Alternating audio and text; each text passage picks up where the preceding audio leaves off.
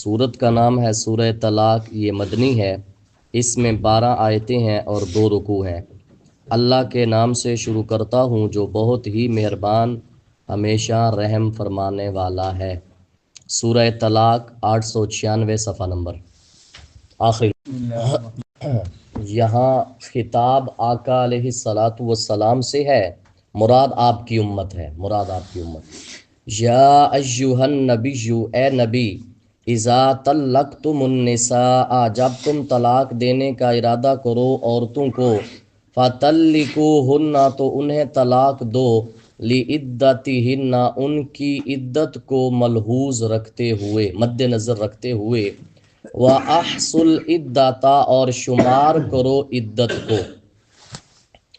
حدیث پاک کے اندر آتا ہے آقا علیہ الصلاۃ والسلام نے اپنی بیوی حضرت حفصہ، جو حضرت عمر فاروق کی صاحبزادی ہیں، حضرت عمر فاروق کی صاحبزادی حضرت حفصہ، ان کو طلاق دی تھی، تو وہ اپنے میکے چلی گئی تھیں۔ اللہ نے قرآن نازل فرما دیا، یا ایھا النبی اذا طلقتم النساء فطلقوہن لعدتہن۔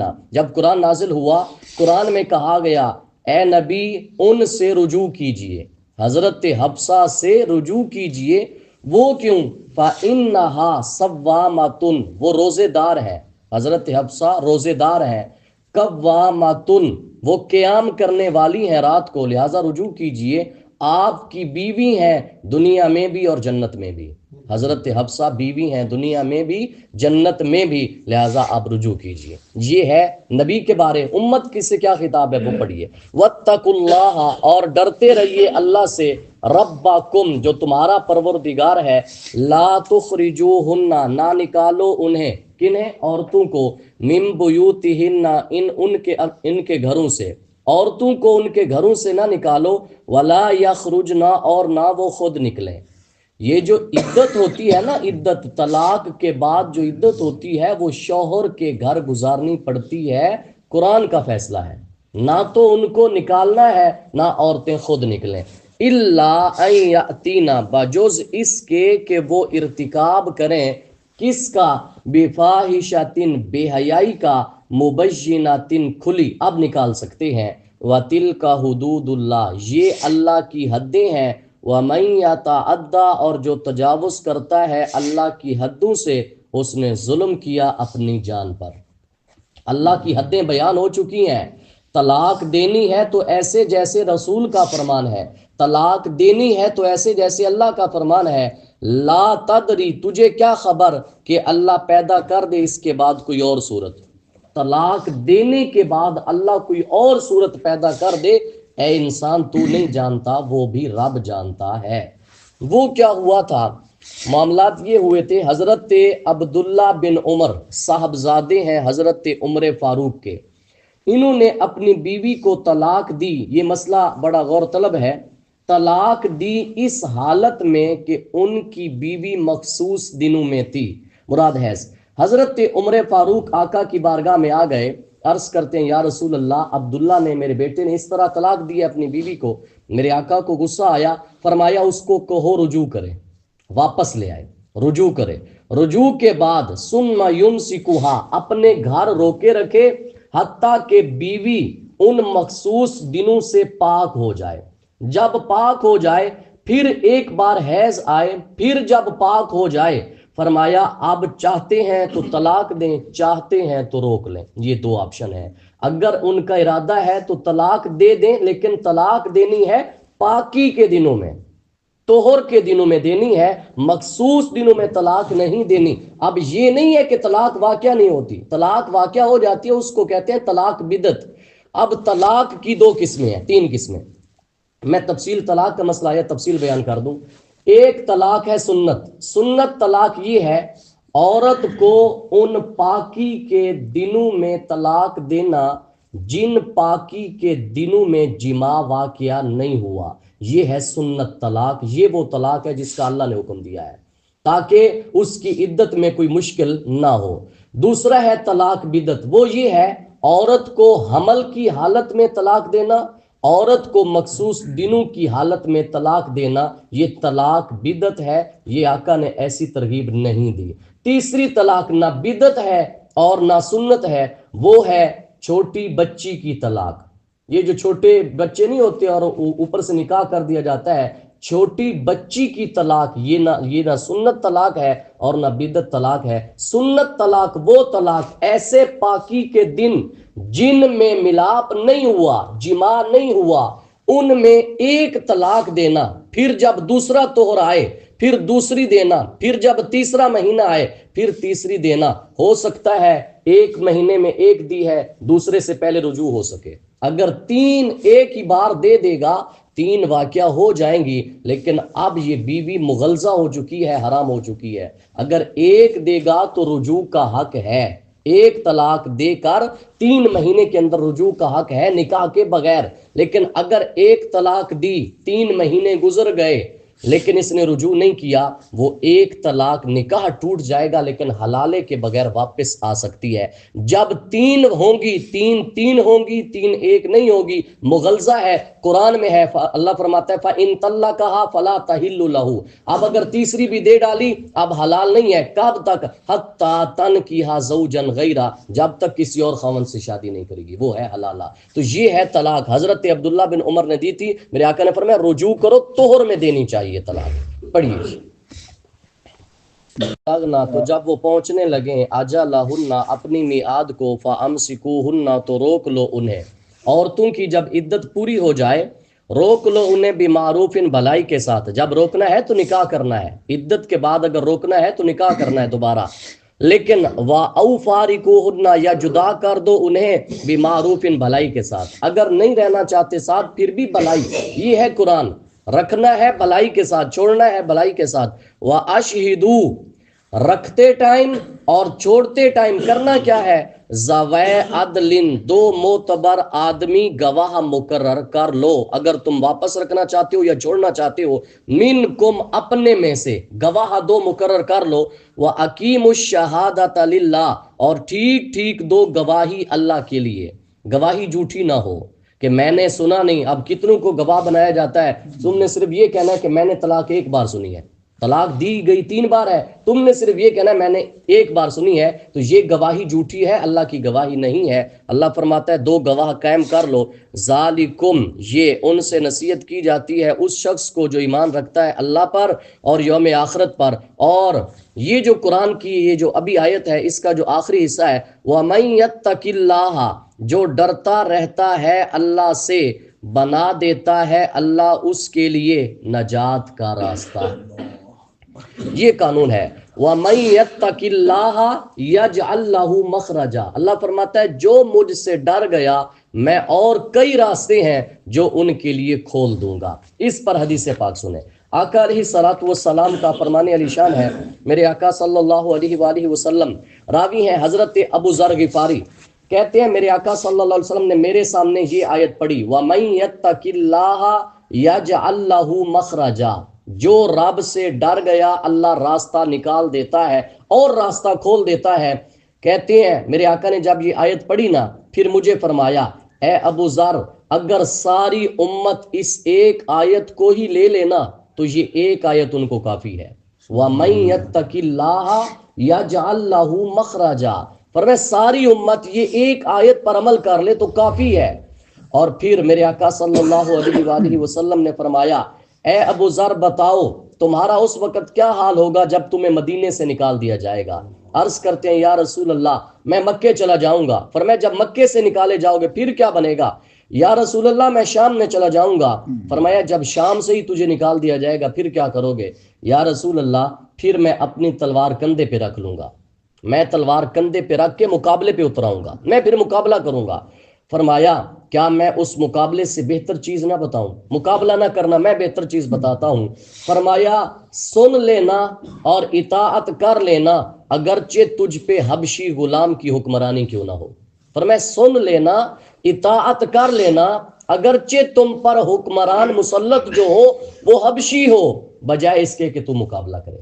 یہ حضرت ابو ذر کو میرے آقا صلی اللہ علیہ وسلم نے خود فرمایا ہے۔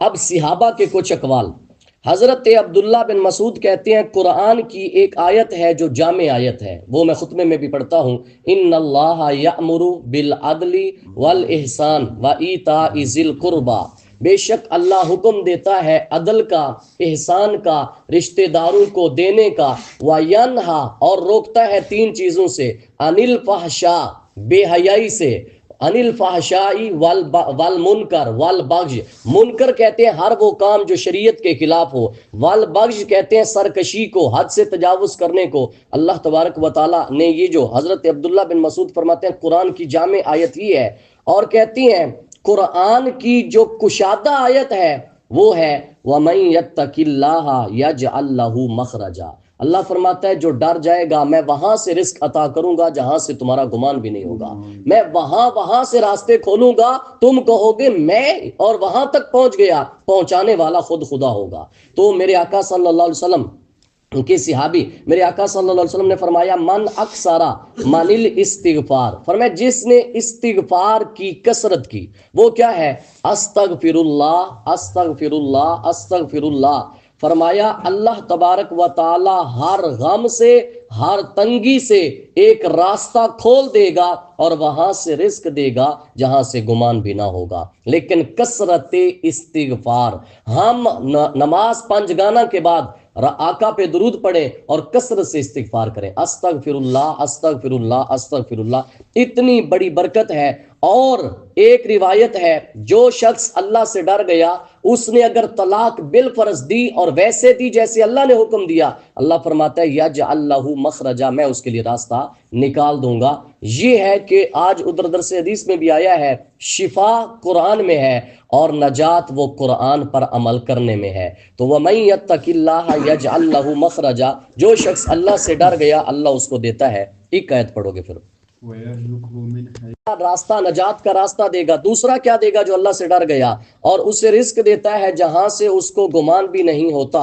وَمَن يَتَوَکَّلْ عَلَى اللَّهِ، اور جو بھروسہ کرتا ہے اللہ پر، فَهُوَ حَسْبُهُ، تو وہ اس کے لیے کافی ہے۔ ان اللہ، بے شک اللہ پورا کرنے والا ہے اپنا کام، مقرر کر رکھا ہے اللہ نے ہر چیز کے لیے قدرا، ایک اندازہ۔ تو اللہ فرماتا ہے تم مجھ سے ڈرو، میں تمہیں وہاں سے رزق دوں گا جہاں سے تمہارا گمان نہیں ہوگا۔ اس آیت کا شان نزول یہ ہے، حدیث پاک کے اندر آتا ہے، راوی ہیں حضرت ابی بن کعب، کہتے ہیں یا رسول اللہ صلی اللہ علیہ وآلہ وسلم ان عدد من عدد النساء لم تذکر فی الکتاب، عورتیں کچھ ایسی ہیں جن کی عدت قرآن میں نہیں آئی، کچھ تو ایسی ہیں جن کی آ گئی ہے سورہ باقرہ میں دوسرے پارے میں، لیکن کچھ کی نہیں آئی۔ وہ کون سی ہیں؟ الصغار، وہ چھوٹی بچی جو ابھی بالغ نہیں ہوئی اس کی عدت نہیں آئی، الکبارو، اور وہ اتنی بڑھیا جو حیض جس کو نہیں آتا اس کی عدت بھی قرآن میں نہیں آئی، وَأُولَاتُ الْأَحْمَالِ، اور وہ حاملہ عورتیں ان کی عدت قرآن میں نہیں آئی۔ چھوٹی اور بالکل بڑھیا عورت اور حاملہ عورتیں، یا رسول اللہ ان کا تذکرہ قرآن میں نہیں آیا، اللہ نے قرآن نازل فرما دیا، ان کے بارے الگ الگ قرآن نازل فرما دیا۔ سنیے جی، اللہ فرماتا ہے واللائی، اور جو یئسنا مایوس ہو چکی ہیں، من المحیض، حیض سے، جو عورتیں حیض سے مایوس ہو چکی ہیں، بالکل بڑی ہو چکی ہیں، من نسائکم، تمہاری عورتوں سے، ان ارتبتم، اگر تمہیں شبہ ہو، فعدتہن، تو ان کی عدت ثلاثۃ اشہر، 3 ماہ ہے۔ وہ عورتیں جن کو حیض آنا ختم ہو گیا ہے ان عورتوں کو اگر طلاق ہو جائے ان کی عدت صرف 3 مہینے ہے، یہ ایک عورت۔ دوسری واللائی لم یحدن، اور جنہیں حیض آیا ہی نہیں، ایک عورت تھی بالغ ہوئی آیا ہی نہیں، اس کی عدت بھی 3 مہینے ہے۔ وَأُولَاتُ الْأَحْمَالِ، اور حاملہ عورتیں، اجلہن، ان کی میعاد، ان یضعن حملہن، ان کے بچہ جننے تک۔ اب 3 چیزیں آ گئی ہیں، میں پھر دہرا دیتا ہوں۔ وہ عورت بڑھاپے کی وجہ سے منقطع ہو چکا ہے، اس کی عدت 3 مہینے ہے، اور وہ عورت بالغ ہوئی لیکن ابھی تک وہ آثار خون کے حیض کے نہیں ہے، اس کی عدت بھی 3 مہینے ہے اگر طلاق ہو جائے، ویسے ہی نہیں اس کی عدت۔ اور تیسری وہ عورت جس کو بچہ ہے، طلاق ہو گئی، اس کی عدت اللہ فرماتا ہے جب تک بچہ نہیں جنے گی۔ اب یہ ہے ایک وہ خامد جو خامد فوت ہو جائے، اس عورت کی عدت جس کے پیٹ میں بچہ تھا اس کی بھی وضع حمل ہے جب تک بچہ جنے گی نہیں۔ اب یہ شرط نہیں ہے اگر ایک شخص نے طلاق دی، ادھر بچہ عورت نے جن دیا، اس کی عدت ختم ہو جائے گی، وہ اگرچہ دوسرے منٹ میں اس نے بچہ جن دیا۔ اسی طرح ایک شوہر فوت ہوا، ایک عورت کے ہاں اس کا بچہ تھا، ادھر فوت ہوا، ابھی چارپائی گھر میں پڑی ہے، ادھر عورت نے بچہ جنم دیا، اس کی عدت پوری ہو گئی ہے۔ چونکہ قرآن ہے نا، قرآن ہے، وہ عورتیں جو حاملہ ہیں ان کی عدت کب ہے؟ بچہ جننے تک، اگرچہ چارپائی گھر پڑی ہے۔ اللہ فرماتا ہے وَمَن يَتَّقِ اللَّهَ، اور جو اللہ سے ڈرتا ہے تو اللہ پیدا فرما دیتا ہے اس کے کام میں یسرا، آسانی۔ پڑھی لیجیے۔ اللہ فرماتا ہے ذالک، یہ امر اللہ، اللہ کا حکم، انزلہ، جو اس نے نازل کیا ہے، الیکم، تمہاری طرف، وَمَن يَتَّقِ اللَّهَ، اور جو اللہ سے ڈرتا رہتا ہے، یکفر، اللہ دور کر دیتا ہے، عنہ، اس کی، سیئاتہ، برائیوں کو، ویعظم، اور بڑا کر دے گا، لہو، اجرا، اس کے اجر کو۔ جو رب سے ڈر گیا اللہ برائیاں دور کر دیتا ہے، اجر بڑا کر دیتا ہے۔ اسکنوہن ہے، اس کا تذکرہ قرآن میں ہے، اور یہ عدت عورت پر گزارنی واجب ہوتی ہے۔ اب کچھ علاقوں میں نا آ کر پوچھا جاتا ہے کہ ہماری عورتیں مصروف ہوتی ہیں، کام کرتی ہیں، کیا وہ عدت بیٹھ سکتی ہیں؟ ہم کون ہوتے ہیں یہ کہنے والے کہ وہ عدت نہیں بیٹھ سکتی؟ قرآن کہتا ہے عدت بیٹھ سکتی ہے، لیکن وہ عورت جس کے کام کاج کرنے والا بالکل کوئی محرم نہیں ہے، محرم بھی نہیں ہے، شوہر بھی نہیں ہے، بیٹے بھی نہیں ہے، اگر وہ دن کو جا کے اپنی ضرورت کی چیزیں لانا چاہتی ہے تو لا سکتی ہے، لیکن عدت میں بیٹھنا پڑے گا، یہ عدت واجب ہے۔ اچھا، عدت شروع کیوں ہوئی، عدت مشروع کیوں ہوئی؟ تاکہ پتہ چل جائے کہ جو شوہر فوت ہو گیا ہے یا جس نے طلاق دی ہے اس کا بچہ اس کے رحم میں نہیں ہے، خالی ہے، تاکہ عدت کے بعد یہ دوسری شادی کر سکے۔ یہ عدت واجب ہے ہر عورت پہ۔ اللہ تبارک و تعالیٰ فرماتا ہے اسکنوہن، انہیں ٹھہراؤ، من حیث، جہاں، سکنتم، تم خود سکونت پذیر ہو۔ کب؟ طلاق کے بعد۔ جہاں تم رہو گے عورت وہاں رہے گی، من وجدکم، اپنی حیثیت کے مطابق، ولا تضاروہن، انہیں ضرر نہ پہنچاؤ، عورتوں کو تکلیف نہ دو، لتضیقوا، تاکہ تم تنگ کرو، علیہن، انہیں، وَإِن كُنَّ، اور اگر وہ ہوں، اولاتی حمل، حاملہ، فَأَنفِقُوا، تو خرچ کرتے رہو، علیہن، ان پر۔ طلاق دو وہ تو اگر وہ حاملہ ہوں گھر بٹھاؤ، خرچ کرتے رہو، بچہ ہے، حتیٰ یضعن حملہن، یہاں تک کہ وہ جان دیں بچہ، تب تک خرچ کرتے رہو۔ فَإِنْ أَرْضَعْنَ، بچہ پیدا ہو گیا، پھر اگر وہ دودھ پلائیں، لکم، تمہاری خاطر، فآتوہن اجورہن، تو تم انہیں دو ان کی اجرت۔ یہ قرآن ہے۔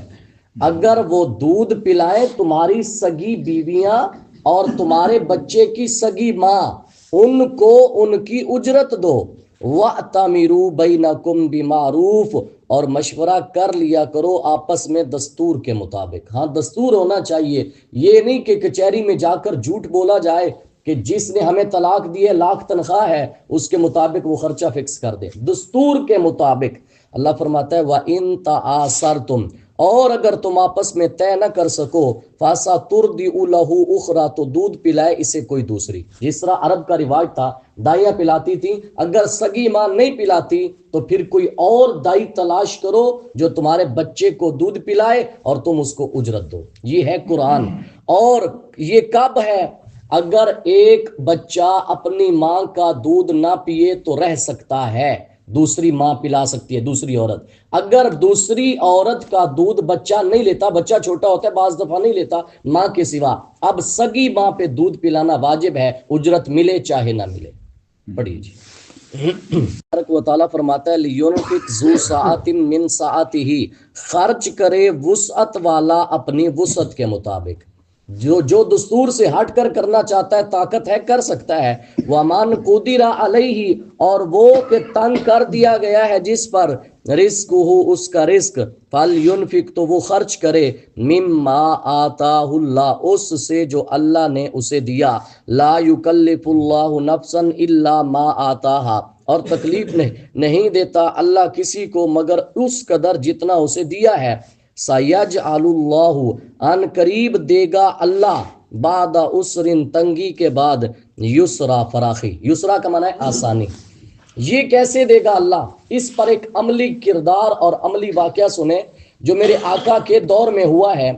یہ جو حدیث سنانے لگا ہوں اس کے رجال ثقہ ہیں، حدیث حسن ہے، مسند امام احمد میں موجود ہے، ابن کثیر نے اس کو نقل کیا۔ ابن کثیر کا نقل کرنا ہی ہمارے لیے حجت ہے۔ وہ حدیث کیا ہے؟ اس کو امام ابن سیرین کو آپ جانتے ہوں گے، جو خوابوں کی تعبیر کے ماہر ہیں۔ ابن سیرین تابعی ہیں۔ یہ روایت کرتے ہیں ابو ہریرہ سے، کہتے ہیں ایک شخص اپنی بیوی کے پاس آیا اور جب دیکھا کہ بیوی فاقے سے بھوکی بیٹھی تھی، بچے بھوک سے مر رہے تھے، تو وہ فوراً نکل گیا جنگل کی طرف، میں جاؤں گا لکڑیاں کاٹ کے۔ اب نکلا کمانے، لکڑیاں کاٹ کے میں آؤں گا، بچوں کو کھلاؤں گا۔ اب خاوند چلا گیا جنگل کی طرف، اور بیوی نے جب دیکھا خاوند کو، بیوی اٹھی چکی کی طرف، بیوی اٹھی چکی کی طرف۔ کہتے ہیں فوادعتھا، وہاں چلی گئی، وإلی التنور فسجرتہ، چکی میں دانے ڈالے، اور کہتے ہیں تنور کو بھڑکایا، ثم قالت، پھر عرض کی ہاتھوں کو اٹھا کر، اللہم ارزقنا، اے اللہ ہم سب کو رزق عطا فرما۔ یہ پہلے وسیلہ ہیلا کیا، ہیلا کر کے دعا مانگی جا رہی ہے، اللہم ارزقنا، اے اللہ ہمیں رزق عطا فرما۔ کہتی ہیں اس عورت نے دیکھا وہ جو میں نے آگ جلائی تھی، ہنڈیا پر ہے، اور جو تنور ہے وہ روٹیوں سے بھرا ہوا ہے۔ ہانڈیا سالن کی پک رہی ہے اور جو تنور ہے روٹیوں سے بھرا ہوا ہے۔ کہتے ہیں اس کا خاوند آیا، اس نے کہا میں جب چلا گیا تمہیں کوئی کچھ دے گیا؟ تو بیوی نے کہا ہاں ہمیں ملا ہے۔ کہاں سے؟ من ربنا، ہمارے رب سے ہمیں ملا ہے۔ من ربنا، ہمارے رب نے ہمیں دیا ہے۔ وہ دعا کیا ہے؟ اللہم ارزقنا، اے اللہ ہم سب کو رزق عطا فرما۔ یہاں بات ختم نہیں ہوئی۔ چکی کے دو پارٹ ہوتے ہیں، ایک اوپر ہوتا ہے ایک نیچے ہوتا ہے، جو پتھر کی ہوتی ہے۔ وہ شخص گیا اور اس نے چکی کا پارٹ اٹھایا، چکی تو چل رہی تھی، تو میرے آقا کے سامنے یہ واقعہ ذکر کیا گیا، تو میرے آقا نے فرمایا اگر وہ مرد اس چکی کا پارٹ نہ اٹھاتا، قیامت تک وہ چکی وہ دانے پیستی رہ جاتی۔ یہ میرے آقا صلی اللہ علیہ وسلم نے فرمایا۔ اب کتنا بڑا وظیفہ کیا ہے، ہیلا کر کے دعا اللہ سے چاہی ہے، اللہم ارزقنا۔ فرمایا اگر وہ نہ اٹھاتا قیامت تک وہ چکی چلتی رہ جاتی، لیکن اس نے جا کے اس کا پارٹ اٹھا دیا ہے۔ یہ ہے اللہ فرماتا ہے میں کسی کو اس کی طاقت سے بڑھ کر اس پر بوجھ نہیں ڈالتا، اور اللہ تنگی کے بعد آسانی فرماتا ہے۔ من قریتن، اور کتنی بستیاں جنہوں نے اتت سرتابی کی، ان امری ربیہا، اپنے رب کے حکم سے، ورسولہ، اور اس کے رسولوں سے، فحاسبناہا، تو ہم نے محاسبہ کیا ان کا، حساباً شدیدا، بڑا سختی سے محاسبہ کیا، وعذبناہا، اور ہم نے انہیں سزا دی، عذاباً نکرا، سزا جو بھاری تھی۔ پڑھی فذاقت، پس انہوں نے چکھا، وبال امرہا، اپنے کرتوتوں کا وبال، وکان عاقبۃ امرہا خسرا، اور تھا ان کے کام کا انجام خسرا، نرا خسارہ۔ اعد اللہ تیار کر رکھا ہے اللہ نے، لہم ان کے لیے، عذاباً شدیدا، سخت عذاب، فاتقوا اللہ، اللہ سے ڈرتے رہا کرو، یا اولی الالباب، اے دانش مندو۔ فاتقوا اللہ کا لفظ قرآن میں بہت مرتبہ آیا ہے، 50 سے زائد مرتبہ۔ الذین آمنوا، اے دانش مند کون ہوتا ہے؟ الذین آمنوا، جو ایمان لائے۔ اور 18واں پارہ ہے، قد افلح المؤمنون، کون مومن؟ الذین هم فی صلاتہم خاشعون، جو اپنی نماز میں خشوع پیدا کرتے ہیں۔ اور آگے آتا ہے الذین هم فی صلاتہم الذین هم علی صلاتہم یحافظون، اولئک هم الوارثون۔ یہ اسی پارے میں آتا ہے، وہ لوگ جو 5 وقت نماز پر ہمیشگی کرتے ہیں جنت کے وارث یہ ہیں۔ تو یہ ہے الذین، خشوع تب ہوگا، محافظت تب ہوگی پہلے جب مسجد آئیں گے، قد انزل اللہ، بے شک نازل فرمایا اللہ نے، الیکم تمہاری طرف، ذکر پڑھی جی۔ اللہ تبارک و تعالیٰ فرماتا ہے بے شک نازل فرمایا اللہ نے تمہاری طرف ذکر، وہ کیسا ذکر ہے؟ رسولاً، ایک رسول ہے، یتلو جو پڑھ کر سناتا ہے، علیکم تمہیں، آیات اللہ، اللہ کی آیتیں، مبینات روشن۔ یہ قرآن مذاق کے لیے نہیں آیا، یہ قرآن گلی چوراہوں میں ٹھٹھا اور ہنس کے یہ باتیں کرنے کے لیے نہیں آیا۔ لیخرج الذین آمنوا، تاکہ نکال لے جائے انہیں جو ایمان لائے، وعملوا الصالحات، اور نیک عمل کرتے رہے، من الظلمات، اندھیروں سے، الی النور، نور کی طرف۔ یہ شان ہے رسول کی، جو پڑھ کر تمہیں سناتا ہے اللہ کی آیتیں، کیوں؟ تاکہ نکال کر لے جائے ایمان والوں کو اور نیک عمل کرتے رہنے والوں کو اندھیروں سے نور کی طرف۔ وَمَن يُؤْمِن بِاللَّهِ، جو ایمان لاتا ہے اللہ پر، وَيَعْمَلْ صَالِحًا، اور عمل کرتا ہے نیک، اور یہی شرط نہیں ہے سورہ عصر کے اندر، إِلَّا الَّذِينَ آمَنُوا وَعَمِلُوا الصَّالِحَاتِ، اسی طرح وتین کے اندر آتا ہے ثم رددناہ اسفل سافلین الا الذین آمنوا وعملوا الصالحات، جو ایمان اللہ پر لا کے عمل کرتا ہے نیک، یدخلہ، تو وہ اس کو داخل فرمائے گا، جنات، باغات میں، تاجری رواں ہیں، من تحتہا، جن کے نیچے، الانہار، نہریں، خالدین فیہا ابدا، وہ رہیں گے جن میں تا ابد، ہمیشہ۔ قد احسن اللہ لہ رزقا، بلا شبہ بہترین عطا فرمایا اللہ نے اس کو رزق۔ پڑھ لیجیے۔ اللہ تبارک و تعالیٰ فرماتا ہے، آگے پڑھیے، وَأَنَّ اللَّهَ وَأَنَّ اللَّهَ قَدْ أَحَاطَ بِكُلِّ شَيْءٍ عِلْمًا، کون یہ رسول بھیجا؟ پہلے رسول کو بھیجا، اس کی شان، اب خود اللہ اپنی صفات۔ اللہ وہ ہے جس نے پیدا فرمائے 7 آسمان، وَمِنَ الْأَرْضِ، اور زمین، مِثْلَهُنَّ، انہی کی مانند، کس کی؟ 7 زمینیں بھی ویسے جیسے 7 آسمان ہیں، یتنزل الامر، نازل ہوتا ہے حکم، بینہن، ان کے درمیان، لتعلموا، تاکہ تم جان لو، زمین و آسمان کے درمیان حکم آتا ہے، وہ کون رہ رہے ہیں؟ انسان۔ ان اللہ علی کل شیء قدیر، کہ اللہ ہر چیز پر کامل قدرت رکھنے والا ہے، وان اللہ قد احاط بکل شیء علما، اور اللہ نے احاطہ کر رکھا ہے ہر چیز کا علم سے، علم سے اللہ نے احاطہ کر رکھا ہے۔ یہ زمین، یہ آسمان اللہ کا ہے، اس پر حدیث پاک سنیں، بخاری اور مسلم شریف کی حدیث پاک ہے۔ اب یہ متفق علیہ ہے، سننے کو تو ہر کوئی تیار ہے، عمل کے لیے تیار کوئی نہیں ہے۔ فرمایا من ظلم کیدا شبر من الارض، جس بندے نے زمین کی ایک بالشت ظلمن کسی سے لی، زمین کی ایک بالشت پر کسی کی قبضہ کیا ظلمن، ہوگا کیا؟ طوّقہ من 7 اردین، 7 زمینوں کا طوق گلے میں ڈالا جائے گا۔ اب یہ متفق علیہ حدیث ہے، ہم میں سے کوئی سن کر بھی عمل کرے تو یہ کمال ہے کہ ایک ہم نے تو کبھی غور نہیں کیا کتنے کتنے ہم قبضہ مافیا بن کے بیٹھے ہیں، اور بعض دفعہ جب بہنوں کا حصہ آتا ہے تو بہنوں کو دیتے ہیں بیک سائڈ پہ، خود لیتے ہیں فرنٹ سائڈ پہ، یہ کون سا انصاف ہے؟ بہنوں کا حصہ جہاں بھائی کا حصہ قرآن میں ہے، وہاں پورا رکوع بہن کا حصہ بھی ہے، فَلِلذَّكَرِ مِثْلُ حَظِّ الْأُنثَيَيْنِ، 4 سپارہ کھولو، پورا رکوع ہے، بہن کا کتنا حصہ ہے، ماں کا کتنا حصہ ہے، یہ سب کچھ۔ ایک بالشت جس نے جگہ لی 7 طوق ڈالے جائیں گے، اور جس نے بہن کو دیا کچھ نہیں ہے، اس نے حق نہیں مارا۔ نہیں جہیز تھے، لعنت، جہیز نہیں۔ دوسری حدیث سے بات، ہاں آج کل یہی جملہ بولا جاتا ہے، وہ دے دیتا ہے کافی ہو گیا۔ دوسری حدیث سے بات، میرے آقا صلی اللہ علیہ وسلم نے فرمایا جس نے ایک بالشت زمین لی قبضے سے ظلمن، فرمایا 7 زمینوں تک اس کو دھنسایا جائے گا، 7 زمینوں تک وہ دھنستا جائے گا جس نے ظلمن ایسا کیا ہے۔ اور حدیث پاک کے اندر آتا ہے جس کو ہم نے اتنا بڑا آسمان سمجھا، اتنی بڑی زمین سمجھی، اللہ کے ان دلہ یہ کیا ہے؟